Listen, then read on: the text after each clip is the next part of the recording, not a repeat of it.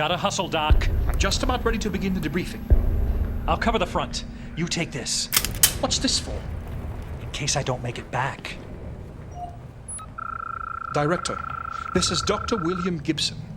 What you're about to see was given to us by Mikhail Zilka, one of the scientists who created the synthetic strain for this woman, President Belikova, an act of betrayal that unfortunately cost him his life.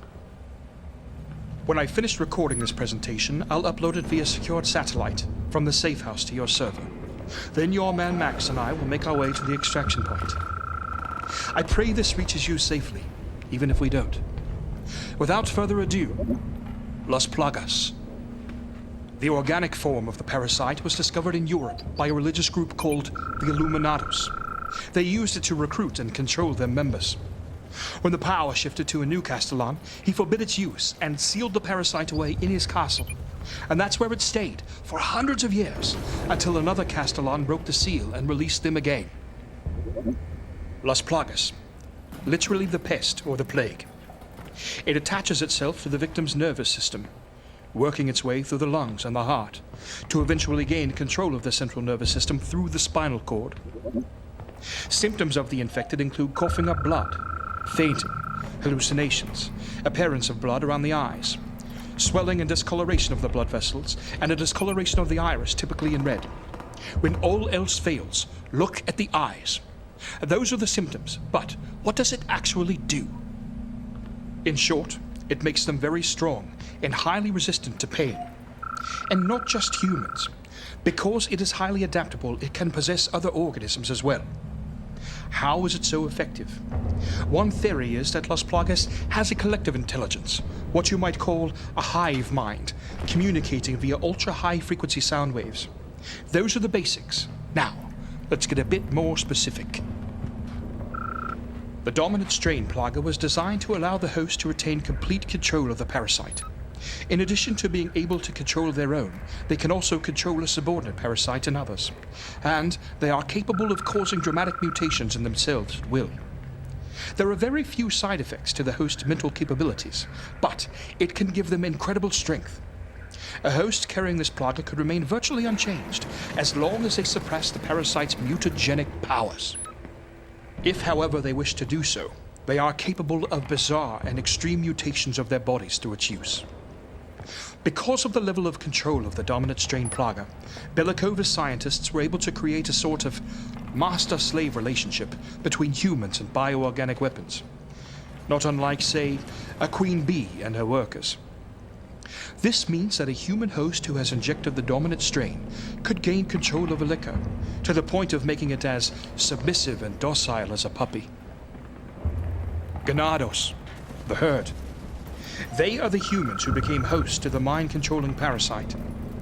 Outwardly, they may appear perfectly normal, capable of speaking and carrying on day-to-day tasks. But make no mistake, they are entirely devoted to their masters. If called to, they will attack at will, with no fear of injury or death. They have extraordinary strength and a high tolerance for pain. An injury that might cripple a normal human being would be a mere annoyance to a ganado. You must use extreme caution when encountering a group, for they are capable of tactical thinking. They can coordinate complicated attacks, ambushing and flanking their targets. The liquor. Nasty little bugger. This mutation could take an infected host and turn them into a highly lethal predator. Incredibly fast, able to leap to great heights and distance. Because of its bone structure, it moves on all fours, covering ground much more quickly. It has talons that it can use to scale structures and hang from ceilings. This means that it is able to surprise attack from almost anywhere. One thing you must watch out for is the tongue. There are reports, although I have not seen it myself, that the licker's tongue is capable of decapitating a man. I told you that it is capable of surprise attacks, but there are a couple of things that can save you from an attack. Being blind, the lickers cannot hunt by sight. To compensate, they have highly developed sense of hearing. Your own sense of hearing can help you avoid a surprise attack. Because of the way they move, you can often hear the scraping sounds of their claws and the flesh of their bodies moving against the surfaces where they're climbing. They're also known to make a very distinct hissing sound.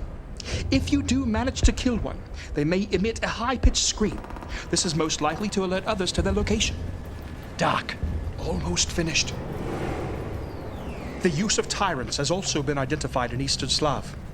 The tyrant is a B.O.W. that was originally developed by Umbrella to create the ultimate life form using the effects of the T-virus. It has a high level of intelligence and outstanding combat skills, along with amazing durability when pursuing its orders. When its life is at risk, it overrides its limiter and turns into the Super Tyrant form. I'm afraid that's all we've got time for.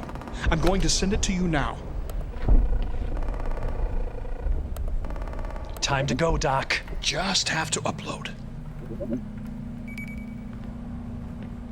Come on, come on. Doc, listen. What is it? Halfway there, love. Shh. Lickers. They're right outside the door. Stay here. Doc, get down.